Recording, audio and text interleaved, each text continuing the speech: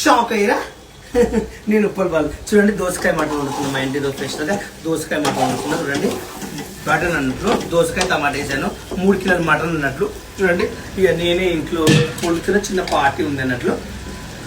చూడండి guys, mutton దోసకాయ వేయండి. మీరు నిజంగా మటన్లో చాలా బాగుంటుంది. 2 టమాటాలు, 1 దోసకాయ వేయండి.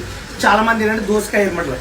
దోసకాయ వేస్తే ఆ టేస్టే వేరు. మటన్ తెలుసా, మామూలుగా ఉంటుంది. చూడండి ఒక రేంజ్ చూడండి, ఇట్లా బాగా కూడా అనాలి. చూడండి పుట్ట ఇట్లా అన్నాక ఏం చేయాలంటే మనం అప్పుడు నీళ్ళు పోసుకోవద్దు. ఆయిల్ అనేది ఇట్లా పైకి రావాలి.